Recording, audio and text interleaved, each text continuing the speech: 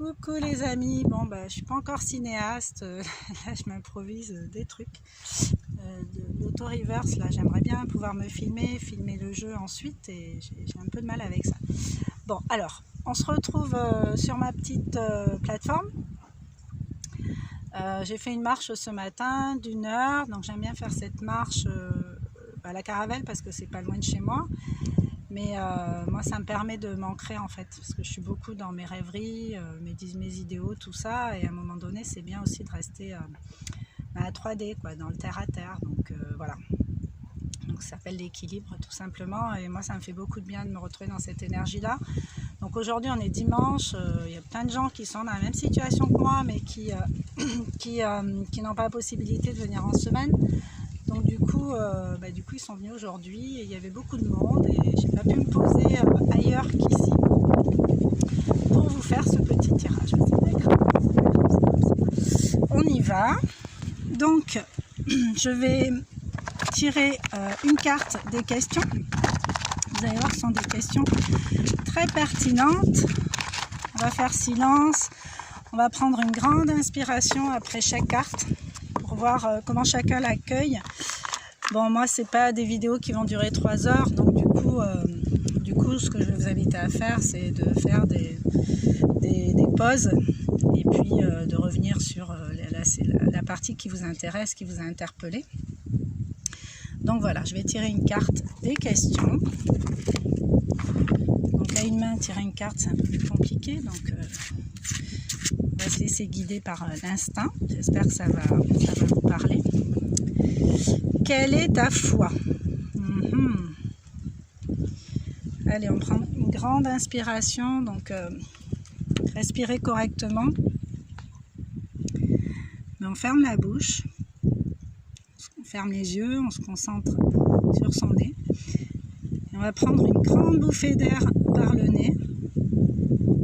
Et cet air va se diriger dans l'abdomen, donc du coup, il va gonfler.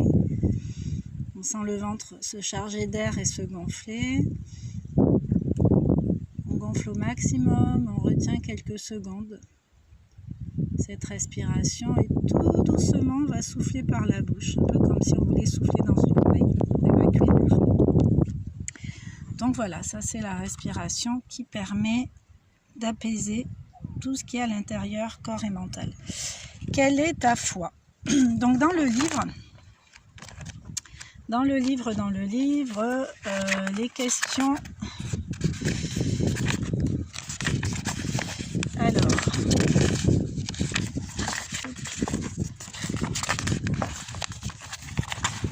bon, je vais chercher. Donc c'est la carte 14, hein. Le numéro 14, la carte 14, on y est, donc je vais vous la lire, hein. Cette carte vous pose la question de ce en quoi vous croyez. Si vous avez exprimé une difficulté, une souffrance particulière, c'est que vous avez envie que quelque chose change dans votre vie. Or, pour que cela soit possible, vous pourrez avoir à guérir une partie de votre être, à faire certaines prises de conscience. Il y a donc tout un travail à accomplir pour que la situation change. Deux façons de faire se présentent alors à vous. Soit vous croyez que vous êtes seul sur cette terre et vous vous débrouillez par vos propres moyens, ce qui risque d'être laborieux et énergivore. Soit, et c'est ce que cette carte vient vous rappeler, vous savez que vous pouvez vous relier, vous appuyer sur une énergie plus grande que vous, qui vous sera d'une aide considérable. C'est la foi qui va vous permettre de contacter cette énergie plus grande que vous. Si vous croyez en l'énergie de la vie, vous aurez accès à l'énergie de la vie. Si vous croyez en Dieu, vous aurez accès à l'énergie de Dieu. Si vous croyez au Père Noël, vous aurez accès à l'énergie du Père Noël. Si vous croyez en vous, vous aurez accès à toutes vos ressources. Donc cette carte vous invite à vous reconnecter à toute énergie qui vous dépasse et en laquelle vous croyez, que ce soit Dieu, Bouddha, la vie, peu importe, du moment que vous pouvez vous relier à elle et qu'elle est plus grande que vous. Donc pour moi personnellement, là on est pile dans le thème, hein, parce que moi j'ai pas de religion particulière à mon niveau, hein. Je considère que m'enfermer dans une religion, ben, c'est justement m'enfermer, quoi. J'ai pas envie, moi, de m'enfermer. J'ai envie d'accueillir ce qui me parle à moi, ce qui résonne, ce qui me paraît juste. Et pour ça, ben, il faut pas que je me sois cataloguée, étiquetée dans telle ou telle religion. Ben, ça, c'est mon point de vue à moi. Hein. Après, il y a des personnes qui ont besoin justement de se rassembler, de se reconnaître dans un groupe en particulier. Moi, je respecte ça. Hein. Chacun son truc. L'essentiel, c'est d'avoir la foi. La foi, c'est croire en des choses meilleures. Voilà, tout simplement, on peut l'appeler comme on veut, Dieu, Bouddha, autre chose. L'essentiel, c'est d'avoir une forme de foi, en fait, de croire en la vie, de croire qu'on n'est pas là pour souffrir éternellement, pour traverser que des moments difficiles, pour expier des fautes essentiellement. Ça peut se faire en douceur. Il y a le proverbe qui dit quand on n'apprend pas dans la sagesse, on apprend dans la douleur. Malheureusement, j'ai l'impression que c'est ancré chez l'homme, quoi, que des fois il faut se prendre des murs, il faut vraiment aller dans des choses super désagréables, aux confins du mal-être pour pouvoir réagir, quoi. C'est un peu dommage, mais bon, voilà, chacun son cheminement. Encore une fois, on n'est pas là pour juger. Donc je vais tirer la deuxième carte. Alors, ensuite, on a les obstacles. Donc on a une première catégorie d'obstacles. Hein. Vous voyez, les cartes sont numérotées. Et là, il va s'agir des obstacles de croyance, en fait. Hein. C'est toujours en rapport avec cette fameuse foi. Donc, je vais prendre une carte. Hein. J'essaie de me concentrer, commencer à faire vos respirations profondes pour essayer d'accueillir au mieux, sans trop de parasitage autour, cette carte. Alors, Dieu me punit. Voilà. Bon, vous voyez quand même la cohésion des cartes entre elles, c'est quand même assez fort, quoi. Dieu me punit. Donc c'est une croyance qu'on peut avoir, que Dieu est capable de punir. Donc dans le petit livret, on va chercher la carte 24. La carte 24 est demande à l'accueil. Voilà. Voilà presque. D'accord. Ouais. Non, ben, on va le refaire moins crispé. J'ai trouvé la carte. Bon, il y a un peu du contre-jour, mais c'est pas grave, je vais vous la lire. Hein. Enfin, je vais vous lire sa description dans le bouquin. Donc, cette croyance est la conséquence directe de la précédente, à savoir Dieu me juge. Effectivement, si Dieu a jugé que nous étions mauvais, il nous punira. Or, si la justice des hommes fonctionne de cette manière, nous avons à tort projeté cela sur la justice de Dieu, de l'univers, de la vie. Il est vrai que l'univers, dont la nature d'énergie infinie serait difficile à décrire ici en quelques lignes, a ses lois. Cette énergie n'aime pas, par exemple, être retenue quelque part, ni être déviée de sa route par une intention autre que son intention initiale. De ce point de vue-là, nos actes ont des conséquences. En effet, chaque acte que nous posons dans notre vie représente une action énergétique lancée dans l'univers. À partir de là, soit cette action se trouve en accord avec des lois énergétiques universelles, soit ça n'est pas le cas. Cette conséquence ne devra pas pour autant être perçue comme une punition, mais plutôt comme une occasion d'apprendre et d'expérimenter les lois universelles. Nous sommes sur Terre en apprentissage permanent. Ainsi, en adulte responsable, à chaque fois que nous posons un acte et qu'il a des conséquences fâcheuses, nous pouvons choisir de découvrir et d'apprendre en quoi l'acte que nous avons posé a peut-être été contraire aux lois de l'univers. Alors, si on a tiré cette carte, c'est pour nous inviter à nous rappeler de notre responsabilité, mais aussi à nous souvenir que nous faisons du mieux que nous pouvons, car nous sommes là sur Terre uniquement pour apprendre. Donc l'affirmation positive qui va avec cette carte et cette croyance désuète, enfin à mettre au placard, l'affirmation positive c'est « je suis 100% responsable de ma vie, je me pardonne ». Donc voilà, donc quand on est dans la posture de la victime, selon le triangle de Karpman, je ne sais pas si vous connaissez, là encore je vous invite à aller vous documenter sur le sujet. Visiblement en société on adopte plusieurs postures et pas forcément toujours la même, hein. On peut changer de rôle régulièrement. Mais voilà, il y a le rôle de la victime, c'est pas de ma faute, je suis pas responsable, c'est lui, c'est elle, c'est parce que la personne, elle se sent jamais, déresponsabilise souvent dans son monologue. C'est une victime en fait, hein. Elle est victime des autres. En fait, ce qu'elle sait pas, c'est qu'elle est victime d'elle-même déjà. Après, il y a le bourreau. Donc le bourreau, c'est celui qui va infliger des choses pas agréables aux autres, hein, qui va avoir le rôle de secouer un peu les personnes en face.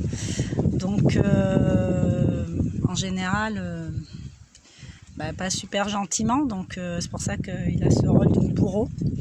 Donc là encore, il faut chercher pourquoi on adopte ce genre de rôle de bourreau. Peut-être pas la solution, la violence. Et il y a le rôle de sauveur, et moi je pense que personnellement j'ai longtemps été dans ce rôle de sauveur, à vouloir sauver la terre entière comme une héroïne. Il ne manquait plus que la cape, mais voilà, l'essentiel c'est voilà, encore une fois, c'est pas de se flageller avec tous ces constats, c'est de prendre conscience des différents rôles qu'on a pu tenir dans certaines situations, et puis de pouvoir s'en défaire en fait, pouvoir mieux se comprendre. Moi ça me fait sourire des fois quand je comprends des choses sur moi-même, ça me fait sourire, je me dis ah mais c'est ça en fait, c'est à ça que je jouais, ok, ben voilà, mais en même temps c'est ça qui nous apprend à mieux nous connaître. Donc voilà, on est des humains sur cette terre et on passe par ces rôles-là, c'est comme ça, mais c'est bien de pouvoir mettre le doigt dessus à un moment donné pour pouvoir passer à autre chose. Alors, la carte de l'obstacle. Donc là, on est arrivé dans d'autres formes d'obstacles, hein. Tout à l'heure, c'était les croyances. Là, maintenant, on est sur les comportements. Le conflit intérieur, bah oui, donc c'est la carte 69.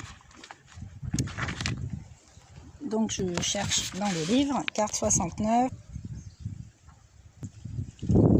Le conflit intérieur. De nombreux personnages vivent en chacun de nous. On en parlait il y a 2 secondes. Donc je lis la carte, hein.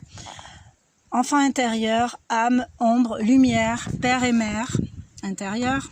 D'où notre complexité. De ce point de vue-là, face à une situation, à une décision à prendre, certains de ces personnages peuvent être en désaccord. C'est à ce moment-là que l'on parle de conflit intérieur. Une partie de notre être va dans un sens tandis que l'autre s'engage à une direction opposée. Ceci est bien souvent épuisant et pour peu que l'équilibre existe entre ces deux forces, on ne peut prendre aucune décision, on ne peut agir. Les conflits intérieurs sont énergivores et extrêmement bloquants. Bah ouais, souvent c'est le mental qui se met, qui prend toute la place en fait, hein, et qui oublie de se relier à son cœur et à son âme évidemment. Donc ça peut être un manque, ça peut traduire un manque d'alignement en fait, hein. Mais c'est toujours une question de foi et de croyance, hein. Donc là, pourtant, on est dans les comportements, les obstacles de comportement. Mais tout est lié, hein, c'est un peu comme la toile d'araignée. Donc si vous avez tiré cette carte, je vous invite à observer en vous quel est le conflit face à votre intention. Quelle partie de votre être voudrait qu'elle se réalise? Quelle autre ne le souhaite pas? Imaginez les 2 personnages qui vivent en vous. Soyez à leur écoute, faites-les parler dans les heures, dans les jours qui viennent, pour que vous puissiez comprendre ce qui se joue en vous, dans la réalisation de cette intention. Notez bien qu'un conflit intérieur ne se résout pas dans la force, mais dans le temps que vous allez prendre pour laisser les 2 parties en désaccord échanger entre elles, jusqu'à ce qu'elles puissent trouver un consensus qui, en général, représente une 3e voie par rapport aux 2 chemins opposés initiaux. Donc là, clairement, c'est une invitation, c'est vraiment une piste pour essayer de sortir de ça. Et moi, pour aller plus loin, je vous dirais même de prendre de quoi écrire. Je pense que c'est très humain, en fait, dans du conflit intérieur, parce que on est dans nos anciens schémas, hein, sur les bases, sur les fondements qu'on a mis en place au fil du temps en fonction des expériences qu'on a vécues. Et c'est une forme de protection. Faut pas se dénigrer avec ça, faut pas se dévaloriser avec ça, c'est complètement humain. Et plus on se pose de questions, ça veut dire que plus on est soucieux quand même d'aller vers une certaine sagesse. Donc plus il y a du conflit mental, j'ai envie de dire, peut-être mieux c'est. Mais il ne faut pas que ça dure trop longtemps non plus pour ne pas partir après en dépression, burn-out ou dans des blessures qui font trop mal, quoi, qui sont trop vives. On peut faire autrement. Voilà, on va passer à l'autre carte. Donc là, on arrive dans les cartes des ressources. Bon, celle-là m'attire. Elles sont toutes identiques, hein, mais c'est encore une fois, c'est l'inconscient qui parle, qui se dirige, l'intuitif, vers ceux qui nous habitent en fait, hein, pour trouver les réponses. Moi clairement, je pose l'intention avant de jouer à un jeu d'avoir des réponses et de mieux comprendre, de voir la situation dans son ensemble. Et du coup ça marche, quoi. Donc le partage. Alors la ressource, hein, c'est la carte ressource, parle du partage. Donc, tout à l'heure on a vu que avec la foi, que c'est soit on décidait d'agir seul et de faire essayer de s'autosuffire dans les solutions qu'on peut trouver, soit on décide de s'en remettre aux énergies divines avec plus de foi. Mais là c'est pareil, hein, le partage c'est ça en fait. Donc ça c'est la carte numéro 110. Donc dans le livre on cherche la carte numéro 110, le partage. Donc je vais vous la lire, vous ne voyez pas très bien là. Dans nos souffrances, il y a souvent un autre dont nous nous sentons victimes. Un autre qui nous a fait du mal, qui nous a fait souffrir. Notre représentation consciente et inconsciente de l'autre se trouve alors entachée de divers mots, MAUX, et croyances. Ainsi, l'autre représente souvent un danger, voire un ennemi. Cette ressource nous encourage au contraire à adopter la croyance positive selon laquelle il est possible d'avoir un échange nourrissant, libre et respectueux avec l'autre. Un échange gagnant-gagnant qui s'appelle le partage. Dans le partage, l'autre devient un allié qui peut nous aider, nous donner. Il est également un ami prêt à recevoir ce que nous offrons et ce que nous sommes. Cette ressource vous invite à penser autrement votre relation à l'autre, à accepter de donner et de recevoir. Elle vous propose d'entrer dans la dimension des échanges positifs non toxiques. Vous devez pour cela revoir votre représentation de l'autre, prendre soin de vos blessures et accepter de quitter vos schémas de victime. On en parlait tout à l'heure. Le seul risque que comporte la relation à l'autre, c'est qu'elle est le miroir exact de là où vous en êtes. Souvenez-vous que le but n'est pas de devenir parfait, mais de vous accepter comme vous êtes. Si vous vous aimez, alors l'autre vous aimera. Alors vous pourrez vraiment l'aimer sans dépendance. Et vous voyez, il y a 2 ans que je vous parlais de l'intention, on est juste à côté, quoi.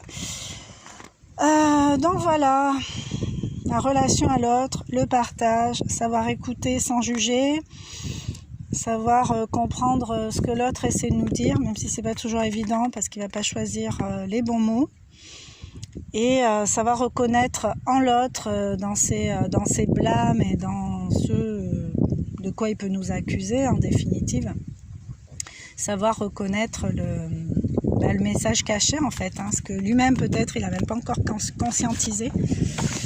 Donc voilà pour le tirage d'aujourd'hui, enfin le tirage j'appelle ça comme ça,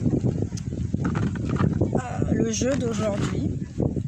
Donc on avait quelle est ta foi, Dieu me punit, le conflit intérieur et la notion de partage. Donc moi je vous invite à réécouter cette vidéo pour essayer de mettre le doigt sur vos propres obstacles à vous, vos propres conflits intérieurs et vos propres ressources. Vous en êtes. Dans chaque situation, il est important de vérifier où on en est, dans ses émotions, dans la façon dont on accueille les choses, par rapport à hier ou avant-hier, par rapport à des situations passées. C'est vraiment important. Moi, je fais un travail sur l'aspect financier, par exemple. Voilà, je vérifie que j'ai évolué dans mon rapport face à l'énergie masculine. Pareil, je vérifie mes limites. Je vérifie par rapport à un vécu au départ qui était un peu malmené. Je vérifie aujourd'hui la notion de respect vis-à-vis de moi-même, l'intention aussi de me faire respecter comme je l'entends, et voilà quoi, les projections que j'ai pu avoir, et les postures et les comportements, enfin les compréhensions, tout ça, ça se vérifie. Donc essayez vraiment de vérifier où vous en êtes par rapport à hier, et vous verrez que vous avez évolué. Et si ça n'est pas le cas, c'est pas dramatique. Prenez juste conscience de ça. Après, on n'a pas appris à marcher en un jour, donc même si on part des fois dans la colère, dans l'ego ou dans des travers qui nous satisfont plus, c'est pas grave. L'essentiel, c'est de s'en rendre compte pour ajuster après. Voilà, je vous ferai la prochaine fois une autre vidéo, on parlera d'autres choses, et je vous remercie pour votre écoute. À bientôt.